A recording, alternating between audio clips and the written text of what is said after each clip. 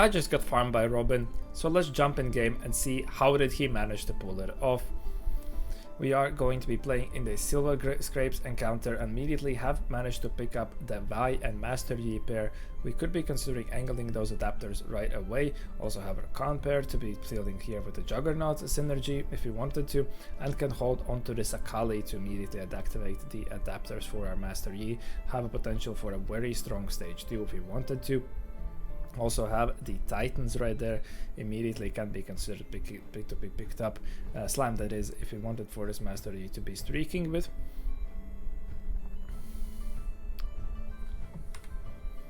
So definitely have the potential to look out for the adapter reroll from this kind of a spot. Chain is generally also obviously want to transition that into the stone plates if we can, and have an Eon, which is going to be even a better Slam if you want to be playing into this. And we have offered a Living Forge. This is, since there's so many great artifact users in this set at the moment in the current balance state, particularly also this adapter reroll can utilize so many variants of them. Definitely a quite strong pickup for ourselves and is going to allow us to push the tempo further if we wanted to.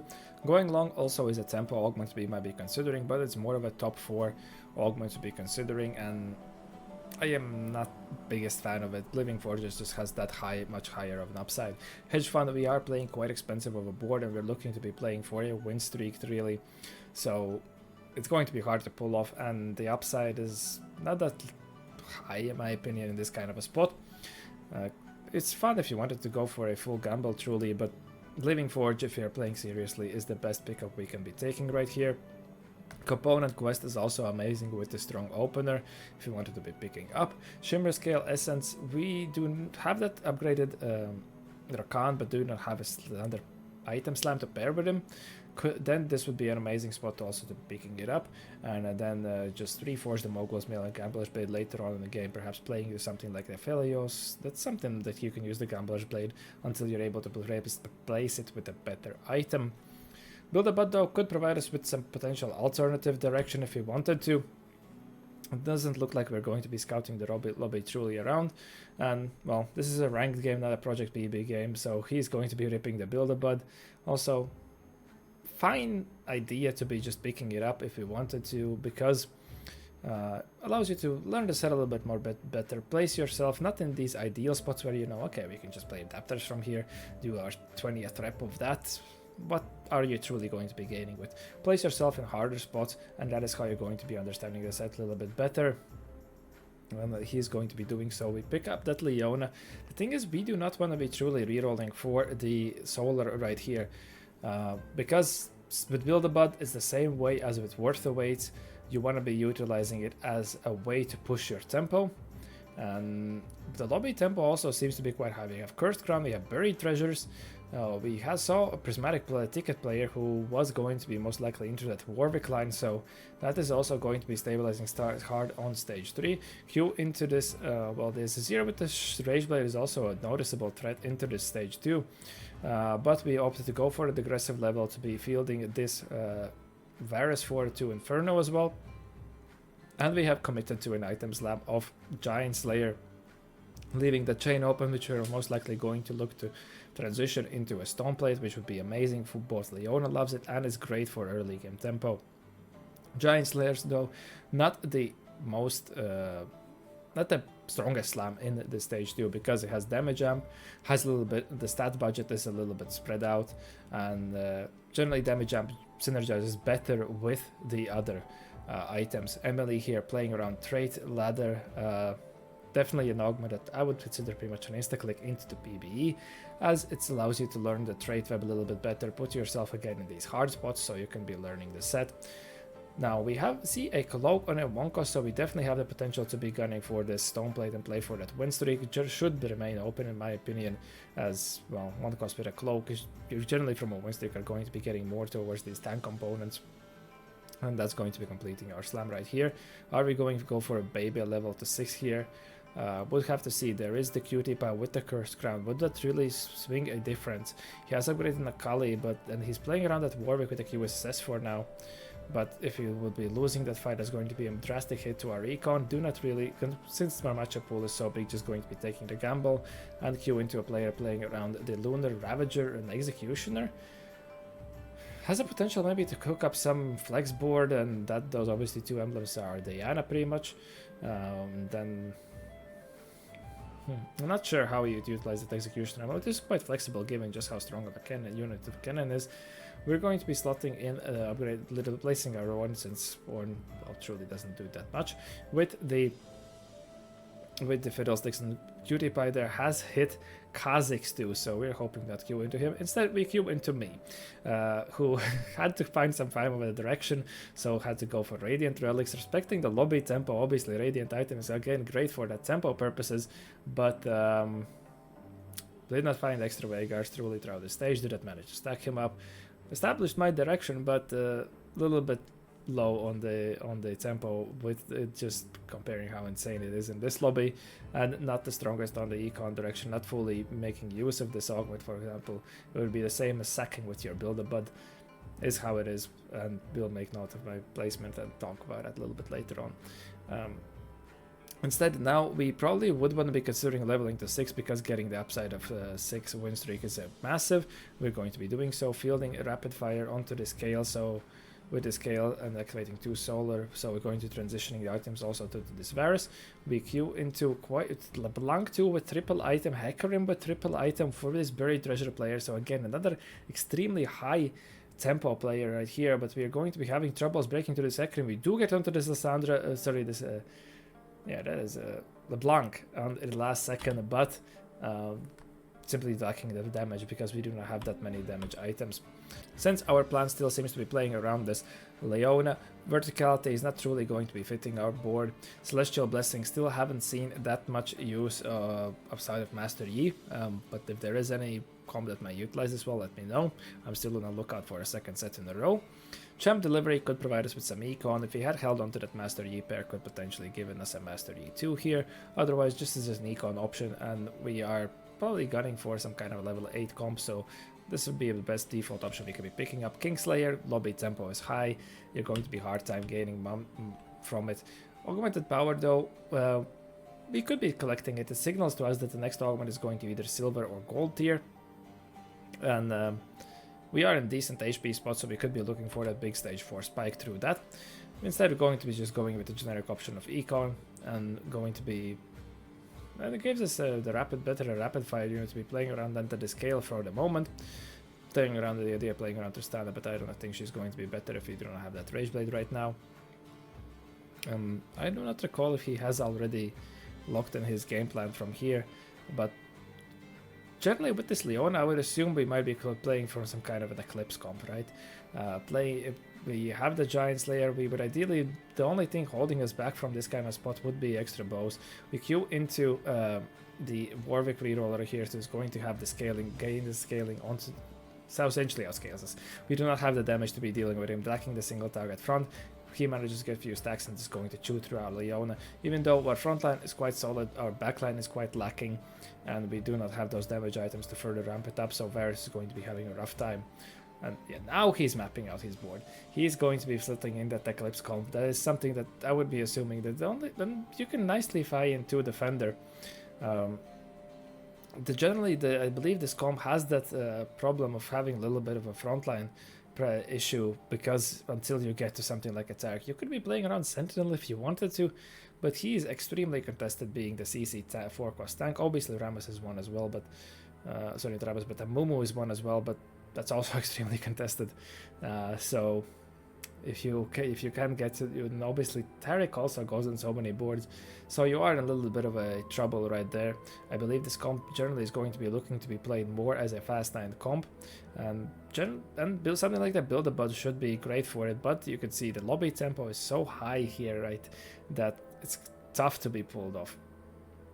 It's quite tough. We managed to nicely secure another Bodo on the carousel, so we definitely hard look gunning for that Aphelios itemization. Most probable hit we're going to be finding. And Aphelios still also in that Vanguard variation is performing quite decently, but that is suffering from the Sentinel being contested in so many ways. We are going to be losing another round, so unfortunately we picked up a win the round before, so that reset our loss streak. We're not going to be fully capitalizing onto the loss here, and you can see even though we went on 5 win right there, we are still level 7, just 50 here right now. We have invested those into those charms, and that is something you're going to be seeing throughout this set, is that if you do not have an econ augment, charms can be quite expensive, and playing for level 8 is going to be generally a little bit tough. Because you go to level 8, you might be at like 20-30 gold, and you need to buy a lot of units, especially if the PV drops do not offer that much extra econ. Same goes for Fast 9. So it's a little bit of a turnaround from the last set where you might have been used to so many resource inflection through the god selections. So in my mind, I would be at the moment looking for a potential to be stabilizing on some kind of level 8. We have dropped down to 62 HP, so that is a little bit, for my taste, too low to be looking to be pushing a level 9. Because if you make their own, generally you don't want to be making to level 9 on one life. We're going to opt to slam a TG as well. I am wondering who our final holder on that board might be. Because if you're investing 2 components, especially now that we have 2.5 item tank and 2 item backliner, if you're slamming a TG, that's essentially costing you a lot items wise, items tempo wise. Therefore, unless you're able to capitalize onto this TG really for tempo purposes, or you have a prime carry in mind, I generally stay away from this slam.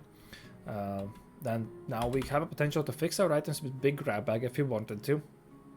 Could give us another tank item for sure, as this tier is quite flexible. Could also be slotted to make something like a loon item.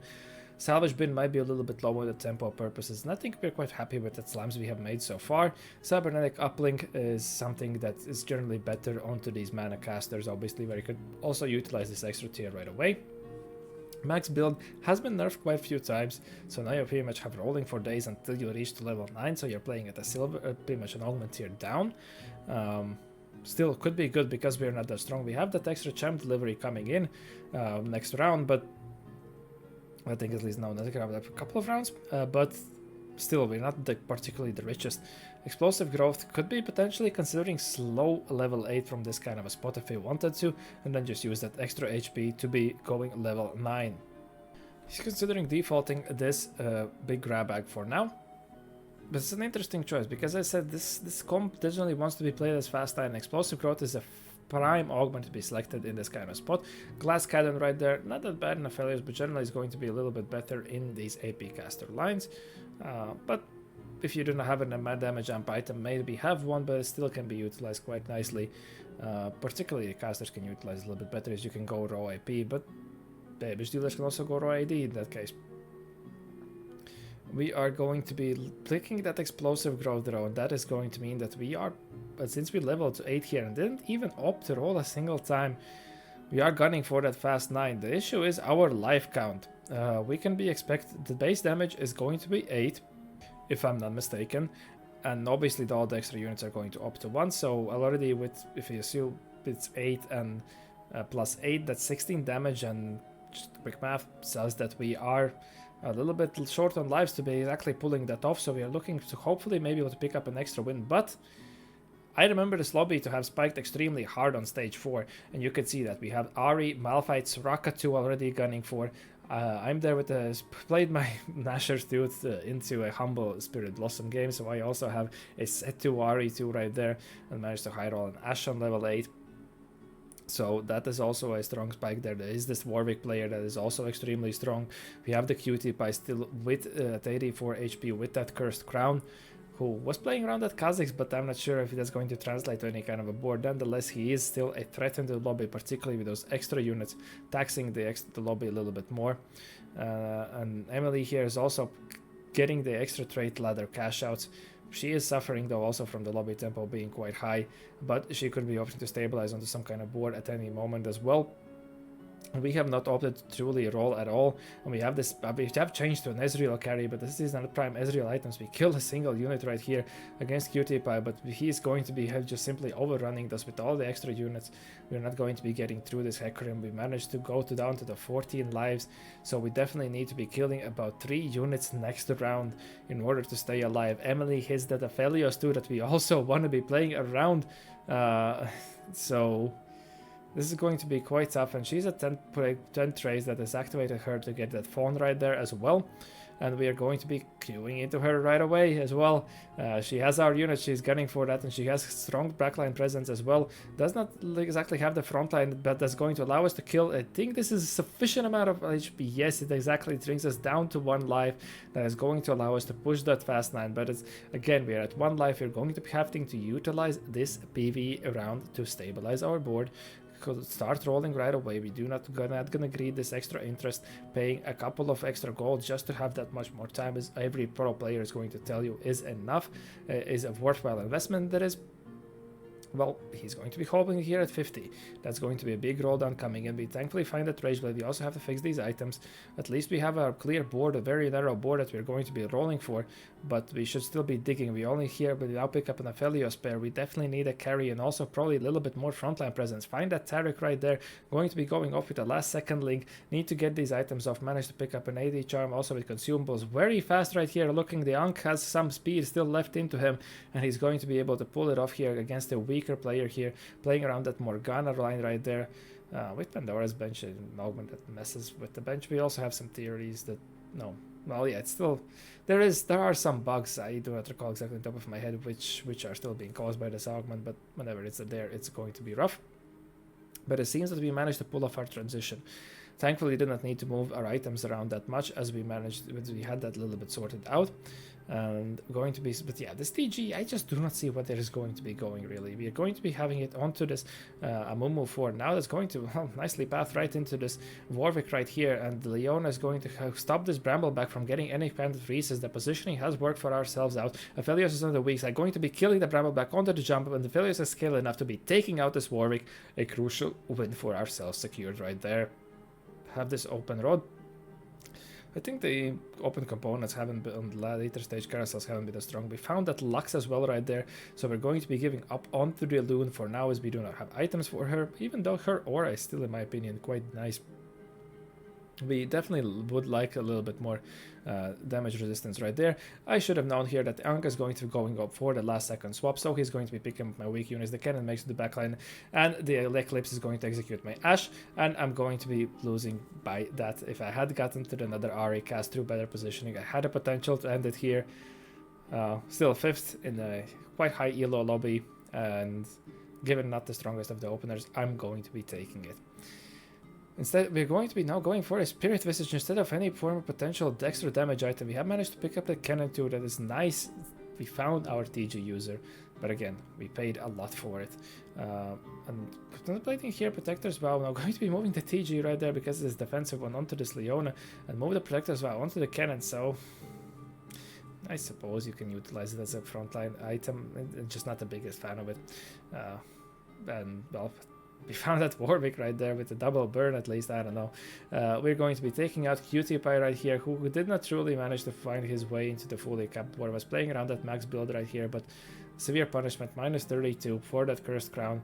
We have managed to reach quite of a critical mass here now that we have this strong cannon though, as well, to be supporting, transitioning the TGs, utilizing our extra removers. Maybe you would have considered potentially moving the items here now to this Taric, as we have managed to find this Taric too. So now our front line is definitely quite strong against this Ahri, AP flex essentially. The thing to know though about Ahri, that his Ahri is in the corner. Now, because our Feldios walked up, she managed to splash him, but she's generally going to have a little bit better time at targeting the biggest clumps if you place her one to the left or right from the corners, or a little bit more towards the middle if you're able to afford it. But we are in our top 3, and should remember that this is Silver Scrapes, and outer that everyone forgets. So yeah, hold on to the Saloon. We have the potential to level for that 5 lunar breakpoint, which in my opinion is quite strong. Now, do we go for more AP items? I feel like we are lacking in the damage compartment. And the note that you always, in my opinion, should be making is that itemize 2 carries and maybe even the 3rd carry before you itemize a 2nd tank. That is generally going to net you the best results, but we have that Eclipse, so, and we have the scaling from the Aphelios, so maybe Eclipse can do a lot. Now we have managed to stall the Warwick quite a bit for this Aphelios to be scaled, and he has that single target to be able to take this player out. They were gunning for that Brambleback 3, but that's not going to be going. We have the Silver Scrapes coming in, the gold is spawning in, the delayed timer. We keep level for the Saloon that we had given up before. Perhaps he had forgotten, but we're going to be rolling and finding another Loon too. Do not really have the items for these units though, but this might be the last fight that we are going to be facing here, as we saw that this matchup was favored towards us because we have so much stall on our board. We are just able to clean it up. His RE is not going to execute our Aphelios, and we have sufficient amount of damage to be taking out and securing a first. Quite wild game by Robin right here. Obviously, we're not going to just play the best line that is offered for ourselves, as that is not going to lead to lots of practice. Instead, displayed the potential power of this Eclipse line truly, only with a single carry, but building heavily towards that stall. We were able to just simply pick off units through these procs and have this Aphelios scaling in the backline with this Rageblade Kraken build. Obviously took a big gamble to be pushing that level 9, but it also, I think it clearly showed that for this line to succeed, you want to be going for that fast 9 approach, and therefore you want to be having lots of early game tempo, which was enabled for ourselves through this build, but in this super high tempo lobby. And as usual, Robin truly delivered for the entertainment purposes while still displaying his fundamental skills. I would like to thank you for watching. I hope that you learned something new, and I wish to see you in the next one. Have a good one.